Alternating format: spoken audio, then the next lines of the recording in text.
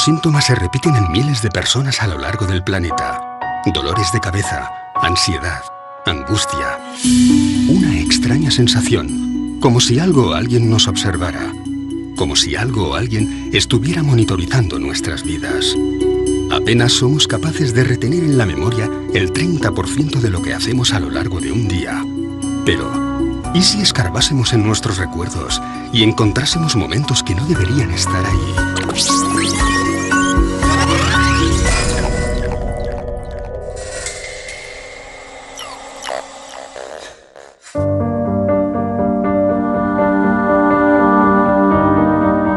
Los relatos sobre personas supuestamente raptadas por seres extraterrestres vienen repitiéndose desde hace décadas.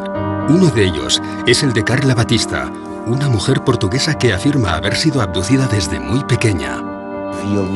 Veía luces, sentía zumbidos, a veces oía sonidos más agudos. Muchas veces por la noche veía una luz en su cuarto, el colchón refulgía como si fuera incandescente. Situaciones muy extrañas. Era una chica retraída y cada vez tenía menos amigos. Con el paso de los años, esta situación comenzó a afectar seriamente a su vida social, por lo que acudió a distintas terapias en busca de ayuda. Carla fue enviada por el grupo de estudio de ufología para realizar una sesión. Porque ella se quejaba de haber sido raptada por extraterrestres durante la noche. Tenía marcas en el cuerpo. Había una luz azul que surgía en el cuarto, tras lo cual no recordaba nada. Tenía muchos momentos de amnesia, periodos sin recuerdo de lo que pasaba durante la noche. Ella vino, por tanto, para tratar de esclarecer esas situaciones. Yo la recibí como médico, como terapeuta, para ayudarla a integrar esos momentos. Momentos como el que ocurrió el 4 de septiembre de 1989, cuando Carla y varios amigos salen de Lisboa para pasar unos días de vacaciones. Salen de aquel lugar 2 coches, ella con 2 personas más dentro del coche y 3 personas más en el coche de delante. Pasan el puente 25 de abril y nada más pasar, hay un reclamo luminoso que al pasar ellos se apaga. Unos minutos más tarde, uno de los amigos dice que hay una estrella que parece seguirles. Y al mismo tiempo, parece que está perdiendo el control del vehículo. Parece que el coche no quiere andar. Parece que el coche se estuviera levantando. A ella incluso le cuesta respirar. Quiere que el coche que va delante se detenga. Quiere salir de allí. No lo consigue y de repente ve todo nublado. Deja de ver y grita: ¡paren, paren, paren! Cuando logran detener los vehículos, Carla se encuentra en un serio estado de shock. No recuerda nada. Una cosa curiosa. Habían hecho un viaje de unos pocos minutos y el motor aún estaba frío. Las ruedas estaban frías y el interior del coche estaría más o menos helado. Ella apunta que había unas marcas, tipo quemaduras, en la parte superior del coche. Aquel coche nunca más volvió a funcionar. A la mañana siguiente detecta unas manchas. Una mancha debajo de la barbilla y otra en la zona del ombligo. Como unas incisiones. El concepto de abducción es un término jurídico, significa rapto, secuestro. Lo que pasa es que posiblemente la gran mayoría de las personas, del público, lo asocia directamente al fenómeno ufológico y a una de las vertientes, creo, más interesantes y a la vez más polémicas que hay, ¿no? Y es el secuestro de un terrestre por parte de una inteligencia extraterrestre, en la que luego tenemos diferentes variantes, ¿no? Porque ya no solo se queda en el secuestro, según dicen los testigos, sino que incluso en ocasiones se llegan a realizar algún tipo de pruebas dentro de esa supuesta nave extraterrestre, incluso en ocasiones se realizan hasta implantes, es decir, el abanico es muy amplio. Una abducción es un secuestro intencionado y no permitido. Va contra nuestros principios. Se nos hace cuando estamos inconscientes, sin nuestra autorización. Se practican técnicas invasivas. Es tremendamente traumático. Las personas luego no logran convivir con ello. A pesar de no recordar lo que ocurrió, comienzan a experimentar una traumatología traumática y necesitan ayuda para aclarar lo ocurrido. Las experiencias de abducción son traumáticas. De hecho, no hay ningún caso de abducción que voluntariamente haya dicho: me apunto a ser abducido. En 2007, Carla regresa a las sesiones de psicoterapia para tratar de aclarar qué o quién estaba provocando aquellas pérdidas de memoria. Seguimos el esquema clásico. A través de un estado de relajación, de hipnosis clínica, se le transporta hasta aquellas noches en las que ella se quejaba de algo que pasaba, pero no recordaba. Después descubrió que era transportada durante la noche, a través de la ventana, por un rayo de luz, hasta una nave en la que era explorada desde un punto de vista médico. Le hacían exámenes y ella sentía como si aquello fuera una invasión. Y naturalmente que era una invasión de su cuerpo. En esa regresión, ella recuerda todos los procesos. Se ve a sí misma en un sitio muy iluminado, con seres a su alrededor, interesados en su cuello, interesados en la tripa. Se siente mal, quiere vomitar y ellos le dan un líquido muy amargo para que beba. ¿Qué es lo que quieren? Diles que no es justo lo que están haciendo sin tu autorización. Porque eres un ser sensible, un ser inteligente con derecho a usar su propia voluntad. Así que había un diálogo con esos seres a través de la paciente. Algunos de esos seres decían que esto era simplemente un plan, una investigación que tenía que realizarse. Algunos seres dijeron, sí, conocemos esa ley y lo tendremos en cuenta. Lo que ocurrió es que a partir de entonces disminuyeron todas estas escenas en que Carla decía ser abducida. Todo parecía ir bien cuando Carla descubre que, de manera aparentemente inexplicable, está embarazada. Ella se asusta debido a estos síntomas. Habla con una amiga, se hace un test de embarazo en una farmacia que da positivo. Ella está muy asustada y no quiere contárselo a nadie. Unos meses más tarde tiene una gran hemorragia y todo pasó. Pero ella dice que durante una de sus abducciones habría visto una gran cámara donde estarían otros bebés probeta, metidos en tubos gigantes, y que uno de ellos sería su hijo. Admitamos que una raza o varias razas de seres alienígenas vienen hasta la Tierra y secuestran, generalmente mujeres jóvenes. ¿Para qué? Básicamente, unos podrían pensar que vienen a ver en qué estado se encuentra su experimento. Ellos crearon la vida en la Tierra y vienen a ver cómo ha ido desarrollándose ese nuevo ser que ellos crearon. Y esos test genéticos que se hacen a las personas serían para recoger muestras de óvulos y de semen, para la creación de una raza híbrida.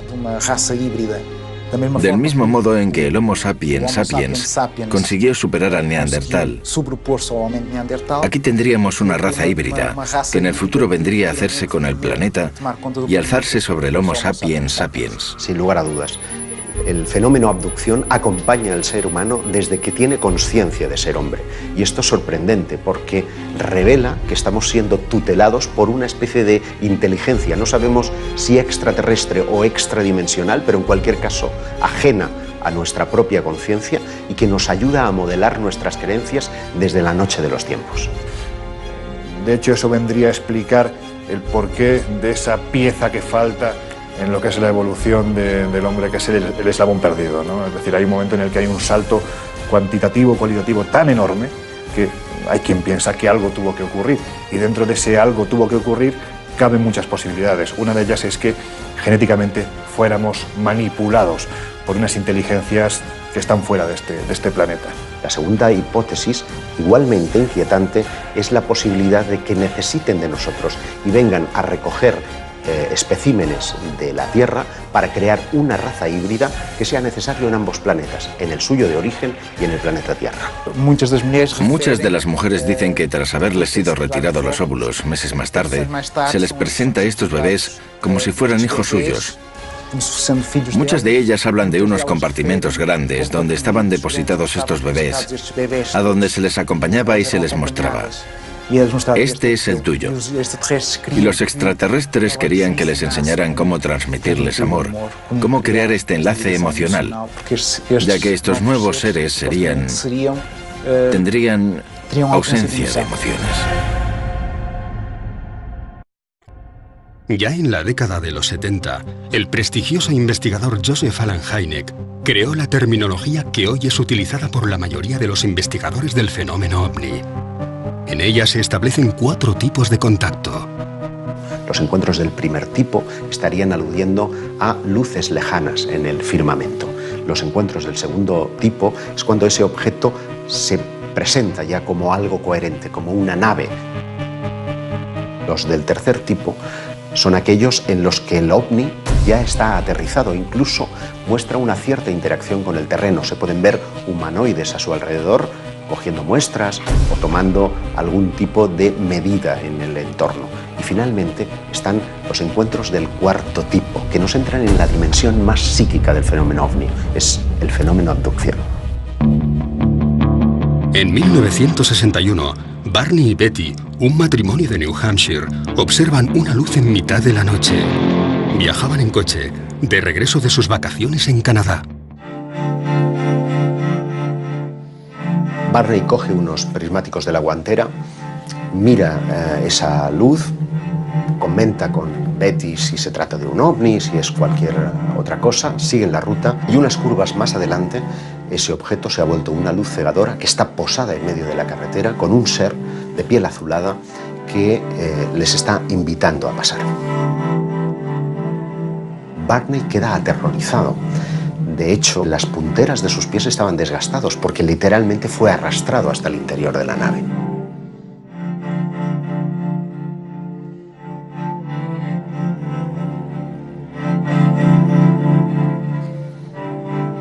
Años más tarde, en 1966, la pareja acude a terapia.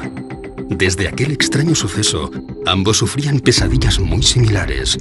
Fueron atendidos por el Dr. Benjamin Simon, quien les sometió a distintos procesos de hipnosis. Hacen sesiones de hipnosis, sesiones separadas, cada uno en su sesión, y ambos relatan lo mismo. A pesar de las constantes protestas del matrimonio, dentro de la nave fueron separados.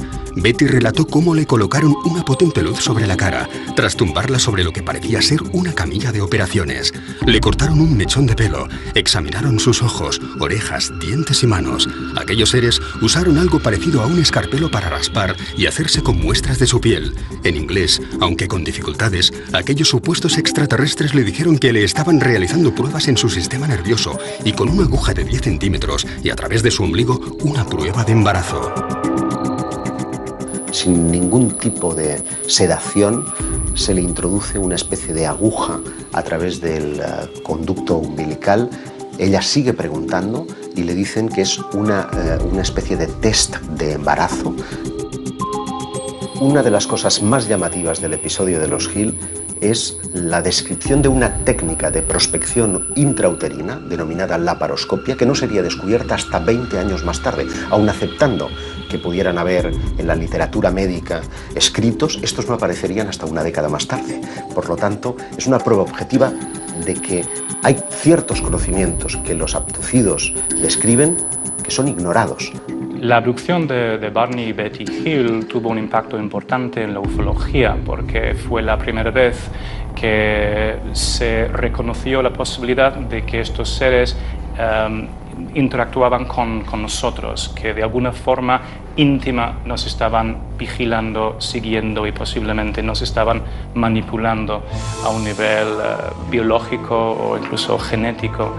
Fue la primera vez que la mayoría de las personas que seguían estos temas se sentían vulnerables posiblemente, porque parecía que los ovnis habían entrado en sus vidas personales. El estudio de las abducciones es tremendamente monótono. Todos los episodios tienen un modus operandi que es prácticamente idéntico. El protagonista suele estar conduciendo generalmente de noche. De repente, una luz lejana se hace presente, él la observa y a continuación esa luz ya está posada en el suelo.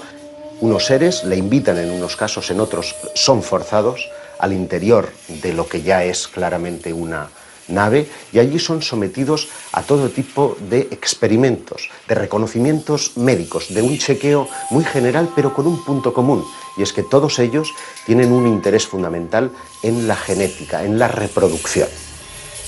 Lo que suelen decirnos los protagonistas de estos incidentes es que después de su experiencia la sensación es la de estar controlados, la de estar sirviendo información vía monitoraje de sus actividades a lo largo del tiempo. Y esto explica el por qué en muchos casos de abducción parece haber una especie de recurrencia en el individuo. Generalmente hay un primer caso que suele ocurrir en la niñez, alrededor de los 8 y 12 años, y posteriormente suelen irse produciendo otras visitas parecidas a lo largo de su vida. Esto significa que existe un estudio previo de todos los seres humanos por parte de estas entidades y que eligen a uno de ellos porque les interesa algo que tienen ellos. Es decir, con un muestreo de 7.000 millones de personas, cada uno con nuestro ADN y cada uno con nuestra personalidad, les interesa algo que tienen y ese algo lo están controlando y monitorizando durante el resto de su vida. Posteriormente hay otro elemento común en las abducciones y es que el testigo no recuerda esta hasta tiempo después. Incluso tienen que entrar en escena hipnoterapeutas que son los que le traen al presente ese recuerdo del pasado y a partir de ahí la vida del testigo cambia. El tiempo es muy importante en los casos de abducción porque parece que los seres que tripulan las naves parecen jugar con él. Se produce lo que llamamos un tiempo perdido. Es decir, el personaje, después de haber experimentado todo el proceso de abducción, no recuerdan nada. Es a partir de entonces, a veces motivados por sueños, por problemas en sus relaciones personales, que acude a un terapeuta. Y es en el transcurso del contacto con este terapeuta que se pone al descubierto lo que ocurrió en ese tiempo perdido. ¿Realmente nos encontramos ante un plan genético ideado por seres provenientes de otro planeta? Casi un 2% de la población de algunas ciudades afirma tener síntomas de haber sido abducido, al menos una vez, a lo largo de su vida. Entre esos cientos de miles de personas, solo unos pocos afirman poseer algún tipo de prueba física, tras la manipulación a la que fueron sometidos. El tema de los implantes quizás sea el más interesante a nivel de abducciones por la prueba física que eso conlleva. Durante muchos años se ha expuesto que algunos abducidos dicen que han tenido diferentes marcas tras esas abducciones. Esas marcas que en algunos casos puede quedarse toda la vida o en algunos otros casos dicen que desaparecen. En la primavera de 2011 sale a la luz el caso de Ron Noel, un hombre que afirma haber sido abducido en repetidas ocasiones desde que tenía 9 años. Con una vida llena de lagunas y de momentos en blanco, acude a distintos especialistas, pero es en una sencilla revisión médica donde una radiografía hace saltar la sorpresa. Dentro del interior de su hueso, del hueso del cúbito, tenía una pieza metálica. Él no recordaba haber tenido ningún tipo de accidente, él no recordaba haber tenido ningún tipo de operación anterior y, bueno, pues el hecho es que estaba ahí. Ron, ante la falta de respuesta, se pone en contacto con Roger Lehr, un excéntrico especialista en extracción de implantes. Ya en las primeras pruebas realizadas, descubrirían que se encontraban ante algo distinto a todo lo estudiado hasta la fecha. Un detalle muy interesante es que se emitían ondas de radio. Pudieron comprobar cómo a través de un medidor de radio, pues aquel aparato estaba emitiendo una onda de radio. Quizá otra de las cosas más interesantes era que existe una capa de protección proteica alrededor de ese implante. En 2012, el mismo Roger Lehr realiza la extracción del implante y su posterior examen. Lo que se veía en ese microscopio electrónico es posiblemente el aparato más sofisticado que ha visto el hombre en toda su historia. Estamos hablando de un mecanismo prácticamente biológico. Tiene carácter metálico, pero cuando lo empiezas a ver, tiene características prácticamente de células. También muy interesante el hecho de la composición química, que tenía metales que están relacionados con la composición química de diferentes meteoritos encontrados en diferentes partes del mundo. Ese tipo de implantes llegan a disolverse, como si al contacto con el aire sufriesen un proceso de oxidación que fuese absolutamente colosal. Y esos implantes pues prácticamente desaparecen a los pocos minutos.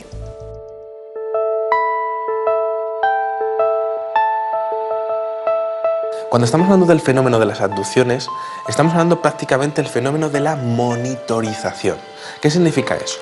Pues al igual que nosotros cuando cogemos a una tortuga y le ponemos un chip de localización, este tipo de abducciones es posible que estén relacionados con el control total del individuo, tanto en su localización como en sus funciones vitales a través de estos implantes.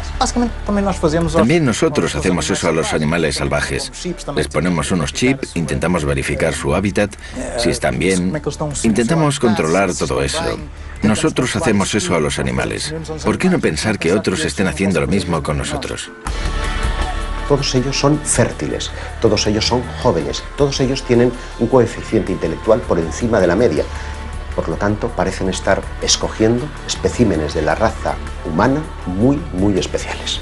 Y creo que el futuro para los investigadores es poder trazar un perfil psicológico de todas las personas abducidas en el mundo y que se demuestre que hayan sido abducidas, y quizá también un perfil genético de salud para ver si existe algún tipo de conexión entre ellos que sea la clave para saber qué es lo que están buscando estas entidades. Un aspecto bastante negativo dentro de las abducciones. Las mutilaciones. Comenzaron a aparecer casos en los años 70 y 80 de mutilaciones. Mutilaciones concretamente de ganado. Las vacas aparecían con cortes quirúrgicos, ausencia de sangre en el cuerpo y ausencia de sangre en el terreno alrededor del animal. Cortes quirúrgicos, extracción de órganos concretos. Eran retirados unos y dejados otros. Se les sacaba a los ojos, partes del maxilar, orejas, todo de forma quirúrgica. Los cortes que aparecían en la piel de estos animales daban la impresión de haber sido hechos con un material abrasivo tipo láser, no identificado, y que todo el proceso habría sido realizado en un breve espacio de tiempo. Pero además de los animales, y esto es un fenómeno que ocurre, también hay casos de mutilación en humanos. Y ese es un aspecto que los investigadores, cuando comenzaron a prestar oído a estos relatos, creyeron que era tan brutal que ellos mismos no quisieron mostrar al público. Podría crear pánico.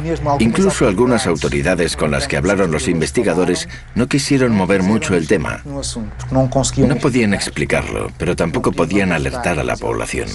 Por tanto, esto nos da la idea de que podría haber por ahí alguna especie con no tan buenas intenciones, digámoslo así.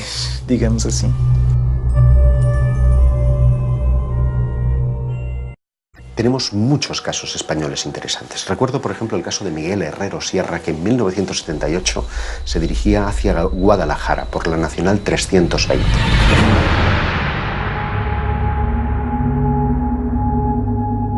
Su vehículo comienza a comportarse de forma extraña. Fallan los sistemas electrónicos y la radio. Se detiene y decide salir en busca de ayuda. A medio camino se encuentra un individuo que podría pasar por un ser humano normal y corriente, porque el único rasgo distintivo que le hacía especial es que iba con un mono ajustado con un círculo rojo. Él pensó que era un mecánico. El caso es que este hombre le convence para que le siga, le lleva a un claro en el bosque, en donde encuentra una nave posada, dice que tiene forma de sombrero, que está a unos 10 metros por encima del terreno y que deja caer un rayo de luz hacia la superficie del terreno. Miguel se ve inmerso en un haz de luz que lo transporta hasta el interior de lo que parece ser una nave espacial. Dice que la estancia es extraordinariamente grande, que las paredes parecen como desdibujarse, como si se desmaterializaran en un momento determinado, pero en otras vuelven a materializarse, que hay como paneles con datos. El relato vuelve a coincidir con casi todos los casos de abducción, cuando Miguel es sometido a varios ensayos clínicos.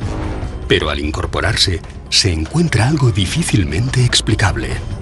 Le colocan en la camilla y después de experimentar con él y de reconocerlo, se reincorpora y hay algo que le perturba de una forma extraordinaria. Es que un ser que estaba de espaldas a él se da la vuelta y se encuentra a sí mismo, como si fuera un doble especular.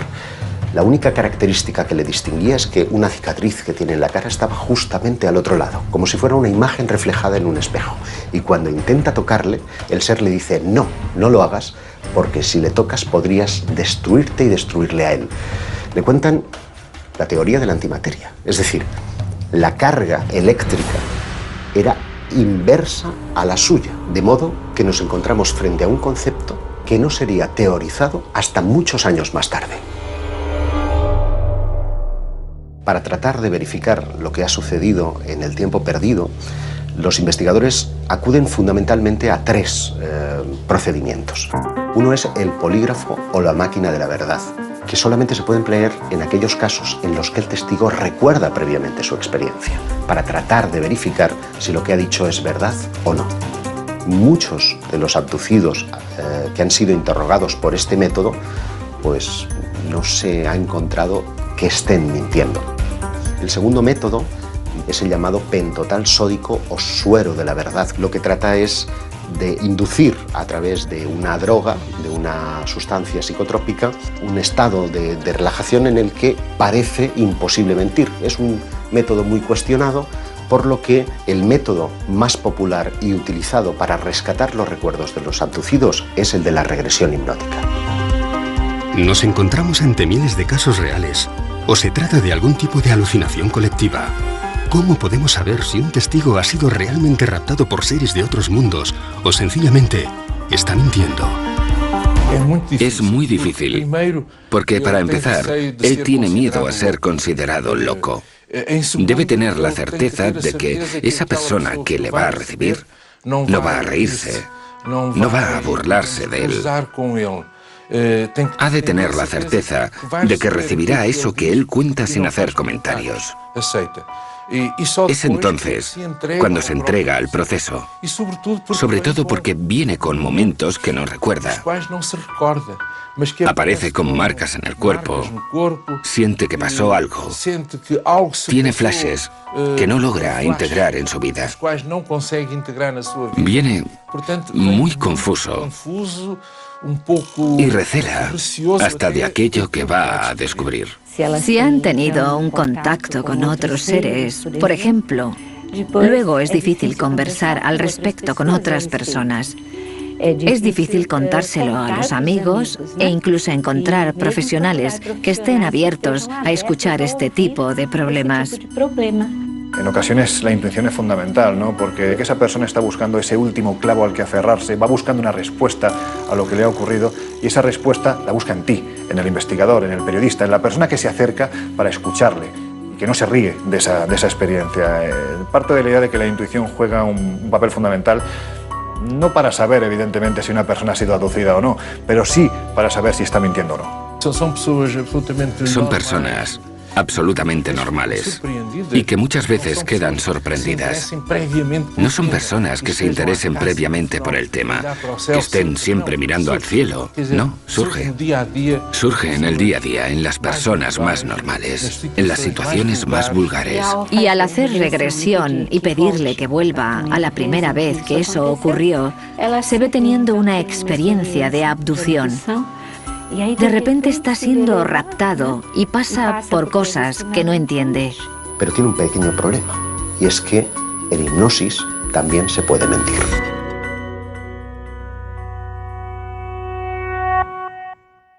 Todos los interrogantes y todas las teorías que surgen del fenómeno abducción tienen un mismo punto de partida: espacios de tiempo en blanco, minutos, días, semanas, meses o años que las víctimas aseguran ser incapaces de recordar. Nosotros tenemos estrategias para acceder a memorias profundas de nuestro inconsciente. Solo que intentamos no influenciar de ninguna manera en lo ocurrido. Decimos, por ejemplo, ve hasta la noche del 23 o 24 de julio. Intenta entender qué ocurrió. Describe qué es lo que ocurrió. Mira a tu derecha, mira a tu izquierda. ¿Cuándo sentiste eso? ¿Fue cuando estaba en la mesa de operaciones, por ejemplo? Sometido a una anestesia en un ambiente totalmente inhóspito. Muchas veces también identificamos experiencias con otros seres, de contacto con otros seres que no forman parte del mundo manifiesto tal y como lo conocemos en nuestra consciencia. Eso sí, puedo asegurar que es una experiencia de gran intensidad, de catarsis, de dolor. Cuando hay lugar para ello, de alegría. Cuando hay casos para ello, de miedo, de terror. Todo es vivido con mucha intensidad. El corazón late más deprisa, las manos transpiran. Cuando el testigo, la persona en este caso que ha sido víctima de una supuesta abducción, empieza a hablar, yo parto de la idea de que el primer sorprendido es precisamente el psiquiatra o el hipnoterapeuta que está llevando a cabo esta experiencia, porque lo que le están contando aparentemente no se corresponde con una persona ni que esté loca, ni que tenga algún problema mental, ni que esté mintiendo, ni que esté fabulando. Aparentemente hay algo real, y esto suele salir a través de los procesos de hipnoterapia. Esto debería ser estudiado. Intentar percibir qué hay detrás.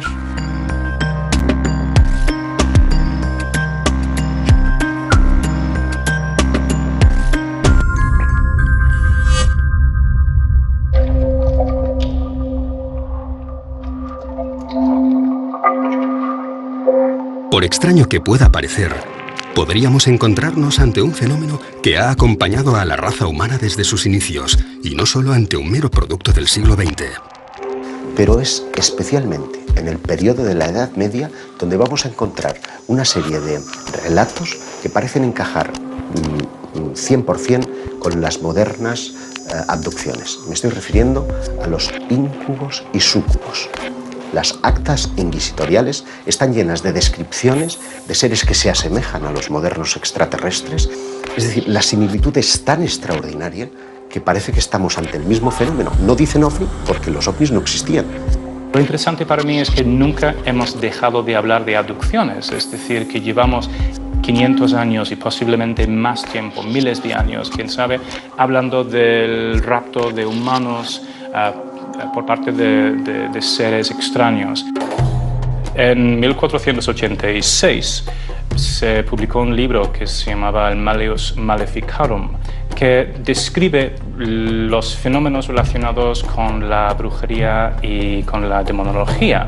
Sirvió como una especie de guía para cazar brujas y para discutir temas importantes como si los demonios nos raptan, si nos utilizan para engendrar sus propios hijos, cosas así que hoy en día surgen en las abducciones modernas. Si analizas lo que dicen acerca de los demonios, ves muchas similitudes entre los extraterrestres y los demonios. Los cazadores de brujas decían que no solo las brujas fueron raptadas por los demonios, sino cualquier persona. También se especulaba si estas abducciones eran fenómenos mentales, es decir, si el demonio era capaz de raptar a una persona mentalmente o si lo hacía físicamente.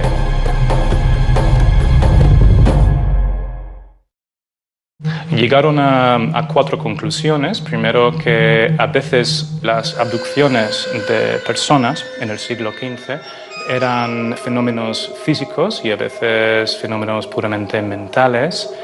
También concluyeron que no había ninguna forma de predecir exactamente quién sería raptado por los demonios. También que estas abducciones podían ocurrir de forma visible o invisible, y también llegaron a la conclusión de que muchas personas son secuestradas contra su voluntad. Otras características de los demonios, según apuntaron los autores del Malleus Maleficarum, eran que cuando comunicaban no se les veía mover las bocas, es decir, que parecían comunicar de una forma misteriosa. Creían que el sonido les salía desde dentro sin tener que pasar por la boca. Esto se puede comparar con los seres extraterrestres que se supone que comunican de forma telepática. No existía la palabra telepatía en el siglo XV. En las abducciones actuales se habla de cómo los extraterrestres pueden crear una especie de visión o panorama para que los testigos se confundan, no saben exactamente lo que está pasando. Los demonios hacían exactamente lo mismo y creaban visiones en la mente de los testigos para convencerles de que realmente no estaban en una reunión de diablos, sino que se encontraban en casa o en un sitio bastante idílico. Los seres sobrenaturales en el folclore y también en la demonología tienen cierta obsesión por las actividades sexuales de los humanos y también con la posibilidad de crear una especie de híbrido entre ellos y los humanos. Los diablos parecían sacar semen a los humanos y transportarlos de alguna manera y crear otros seres utilizando este producto. Y a veces incluso embarazos que terminaban de una forma bastante misteriosa y desaparecían de repente. Evidentemente, con el paso de los siglos, la vida es otra, el entorno es otro, la tecnología es otra, y lo que antes identificábamos como dioses o demonios, ahora identificamos con extraterrestres. Ante el reto que suponen los viajes interestelares, algunos investigadores han sugerido si ellos, esos seres que llamamos extraterrestres, no estarían en realidad ya en nuestro mundo, desde la más remota antigüedad, que se hubieran quedado. Dentro de esa teoría prospera una que tiene que ver con el mundo intraterrestre. En 1985, Xavier Claret, fotógrafo profesional, sube al Monte del Montseny en Cataluña para cubrir un reportaje sobre el dolmen de Vallgorguina. Sin saber cómo, se ve rodeado por una densa niebla. Cuando se estaba aproximando al dolmen, siente un olor fétido, como a huevos podridos, y pierde el conocimiento. Según el relato de Xavier, parece como si fuese arrastrado por algo o por un grupo de personas hasta el interior de una cueva. Y es curioso porque cuando lo recobra, a su alrededor hay unos seres de aspecto monstruoso, con la piel viscosa, que están colocando un líquido ámbar en su piel. Y uno de ellos parece estar manipulando el dispositivo de cámara.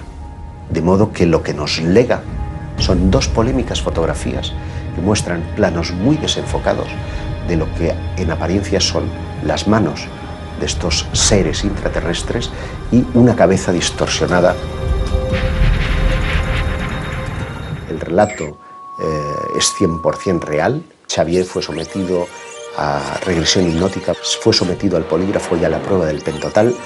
Él describe a los seres de 1,20 m aproximadamente, como con carnes muy flácidas, muy viscosos y de aspecto monstruoso, y además con un olor verdaderamente fétido. El rostro parece tener como una especie como de antenas o algo parecido, con unas orejas como muy caídas, muy viscosas, y lo que son los ojos son prácticamente como dos botones estirados en el rostro. Seres verdaderamente monstruosos.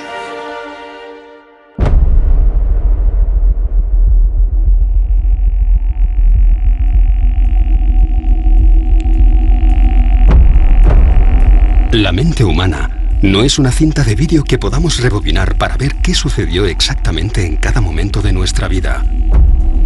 Si lo hiciéramos, nos encontraríamos con demasiados fragmentos distorsionados, alterados o simplemente borrados. Las secuencias más dañadas de la cinta corresponderían con los episodios más traumáticos: miedo, dolor, angustia, soledad, falsos recuerdos o algo que no queremos recordar. ¿Qué ganan los abducidos contándonos esas experiencias que a menudo despiertan la sonrisa de sus vecinos y semejantes? No ganan nada, tienen mucho más que perder. Yo siempre les he definido como una suerte de infiltrados, como una quinta columna, como seres que, siendo escogidos por esa eventual raza de extraterrestres, tienen una misión a cumplir. El qué y el cuándo lo ignoramos.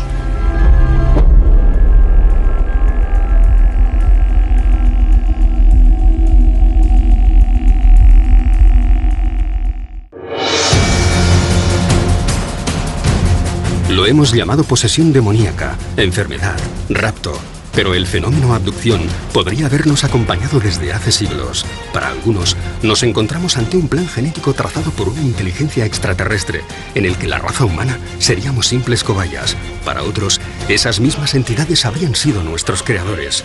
Pero para las víctimas de los miles de casos recogidos en todo el planeta, todo esto es una pesadilla de la que no siempre consiguen despertar. Algo muy difícil de explicar.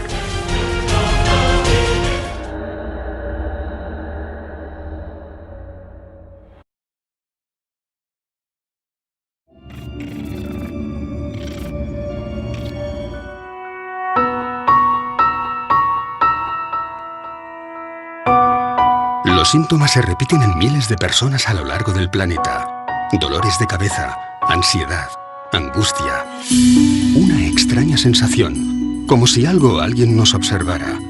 Como si algo o alguien estuviera monitorizando nuestras vidas.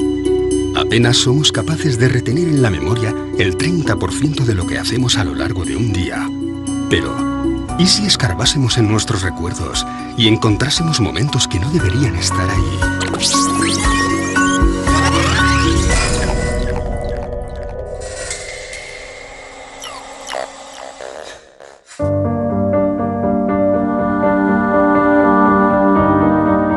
Los relatos sobre personas supuestamente raptadas por seres extraterrestres vienen repitiéndose desde hace décadas.